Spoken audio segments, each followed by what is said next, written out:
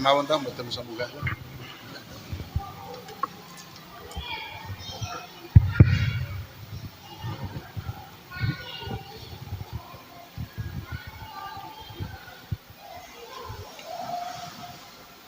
Assalamualaikum warahmatullahi wabarakatuh. Waalaikumsalam warahmatullahi wabarakatuh. Alhamdulillahilladzi farada alaina siyama Ramadan wa unzila fihil Qur'an hudan linnasi wa bayyinatin minal huda wal furqan. Ayuhal hadirunal kiram, para hadirin Bapak Ibu jamaah Masjid Al-Huda yang dimuliakan oleh Allah Subhanahu wa taala. Allah berfirman di dalam surat Az-Zariyat ayat 56. Wa ma khalaqatul jinna wal insa illa liya'budun.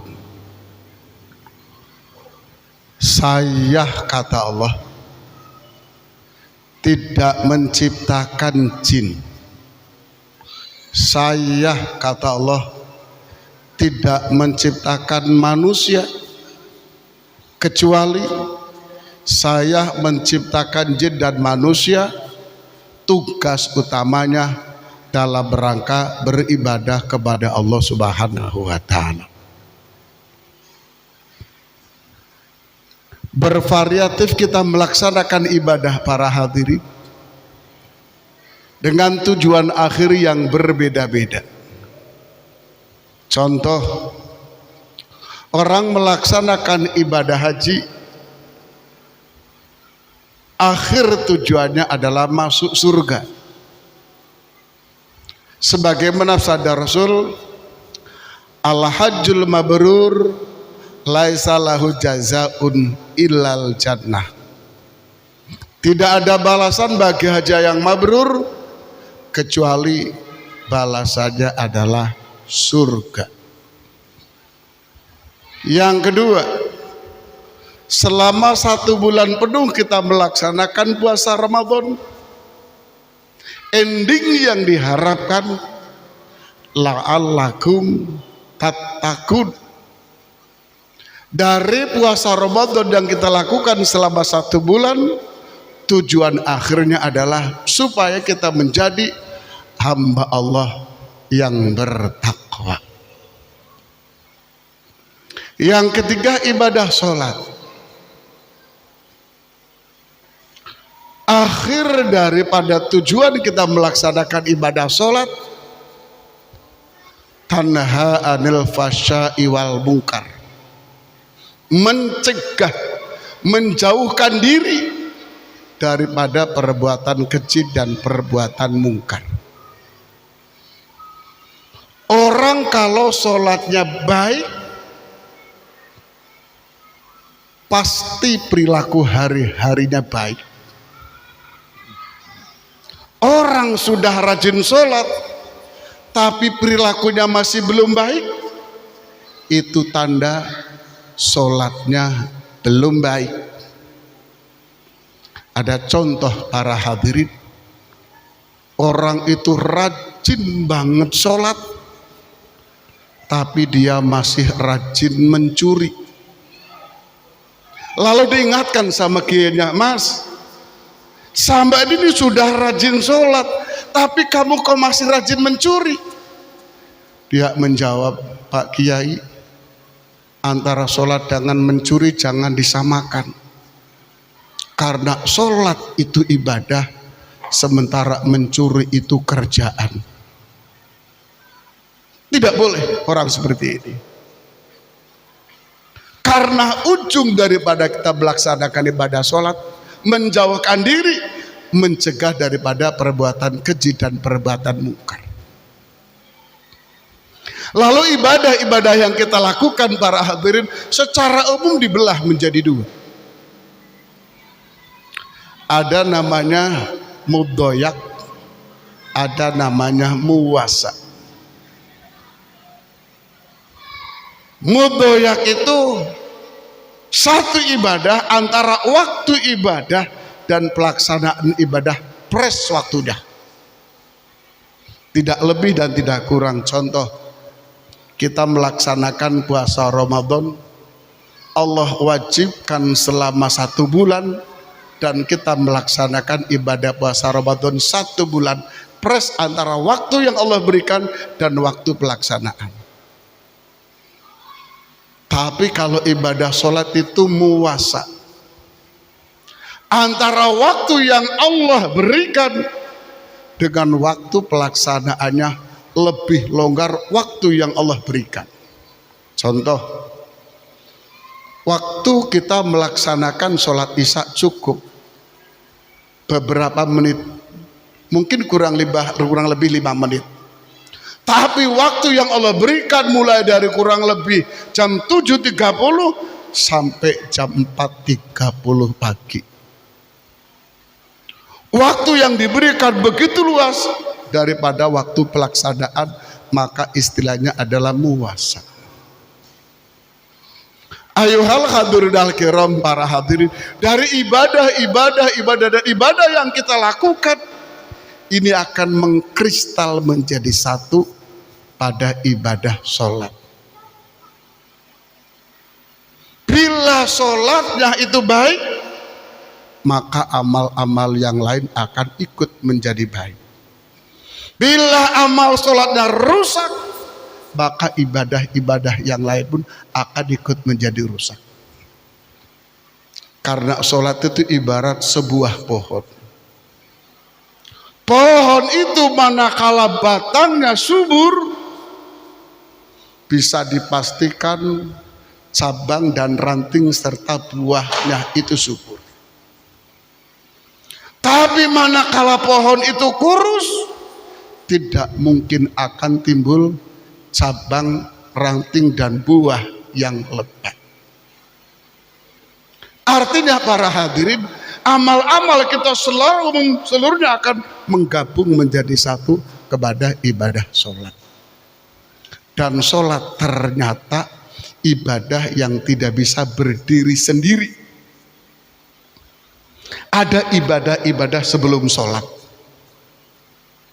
Contoh, orang wudhu tidak harus sholat, tapi orang sholat wajib wudhu. Dan wudhu harus dilakukan sebelum sholat, bukan wudhu dilaksanakan pada waktu sholat. Yang kedua, orang sholat wajib menutup aurat, dan menutup aurat dilakukan sebelum sholat hingga sampai sholat itu paripurna. Maka muncul ada syarat sah sholat, ada rukun sholat. Kalau rukun itu sesuatu yang wajib dipenuhi semenjak kita takbiratul ihram hingga sampai kita salam, itu rukun. Seperti Allahu Akbar yang pertama, seperti kita membaca Al-Fatihah, seperti kita membaca tasyahud, sholawat terakhir Assalamualaikum, itu rukun. Tapi kalau syarat itu sesuatu yang harus dipenuhi sebelum kita melaksanakan sholat hingga sampai sholat itu paripurna. Dan orang sholat itu harus suci dari najis, ada pada 3 posisi: suci badan, suci pakaian, dan suci tempat. Lalu yang kedua, orang sholat itu harus suci dari hadas, baik hadas kecil maupun hadas besar. Hadas kecil, cara menghilangkannya begitu mudah, cukup dengan melaksanakan ibadah wudhu. Hanya saja wudhu juga ada syaratnya, ada rukunnya. salah satu rukun wudhu harus membasuh muka.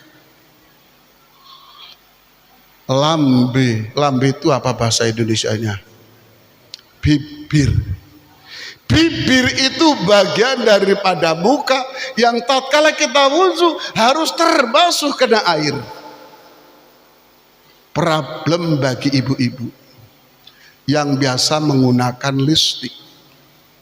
Prinsip menggunakan lipstik tidak dilarang, hanya saja lipstik itu mengandung minyak dan minyak tidak bisa menyatu dengan air. Maka bagi ibu-ibu yang menggunakan lipstik sebelum berwudu, lipstiknya harus dihilangkan terlebih dahulu. Hanya saja realitanya tidak.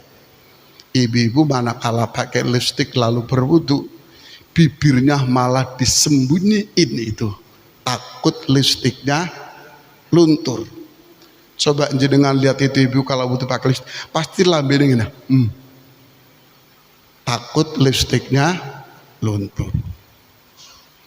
Cara menghilangkan hadas besar itu juga mudah. Satu niat, yang kedua watak mimul badani bil ma'i, memeratakan air ke seluruh tubuh dari ujung rambut hingga sampai ujung kaki. Hanya saja harus menggunakan ma'ul mutlak, air yang suci dan bisa mensucikan barang lain. Apa ada air yang suci lalu tidak bisa mensucikan barang lain? Banyak. Contoh air teh itu suci tapi tidak bisa mensucikan barang lain, hanya suci pada airnya sendiri. Contoh air yang suci dan bisa mensucikan barang lain adalah air PDAM. Air PDAM kasus yang ada ini survei membuktikan rata-rata masyarakat di Sangatta, dia bangun rumah lalu membuat kamar mandi, ada keran yang nempel di kamar mandi, lalu airnya dijatuhkan ke ember. Begitu dia mandi besar, airnya digayung, disiramkan ke tubuh, sebagian memercik lagi ke ember, maka air yang di ember menjadi ma'ul mustakmal. Air mustakmal itu tidak bisa mensucikan tatkala kita mandi. Solusinya bagaimana? Air harus ditampung di atas tandon. Lalu timbul satu tanda tanya, di mana saya harus beli tandon Pak Ustadz? Di mana Pak Andi? Sudah pakai tandon, ternyata kasusnya sama, masih pakai keran, dikucurkan di ember, digayung saat mandi, airnya kembali. Solusinya bagaimana? Zaman no, jangan lagi mandi pakai gayung, harus pakai shower. Di mana saya harus beli shower Pak Ustadz? Di Impres boleh, Teluk Lingga banyak, Kombeng banyak banget itu. Ini penting. Pak Ustadz, suami saya dia kena rematik, kalau harus pakai shower dia tidak bisa, harus merebus air supaya hangat. Zaman now tidak perlu lagi pakai merebus air, cukup pakai water heater. Lalu di mana saya harus beli water heater? Banyak di toko Bintang Mas Jaya itu. Ini bukan cuma sekedar informasi apalagi promosi, tapi merupakan syarat mutlak supaya mandi kita itu sah, lalu sholatnya sah, lalu ibadah kita diterima oleh Allah Subhanahu wa Ta'ala. Mudah-mudahan para hadirin, Bapak-Ibu sekalian, seluruh proses ibadah yang kita lakukan, apapun bentuk ibadahnya, mudah-mudahan diterima oleh Allah Subhanahu wa taala. Amin ya rabbal alamin. Wassalamualaikum warahmatullahi wabarakatuh.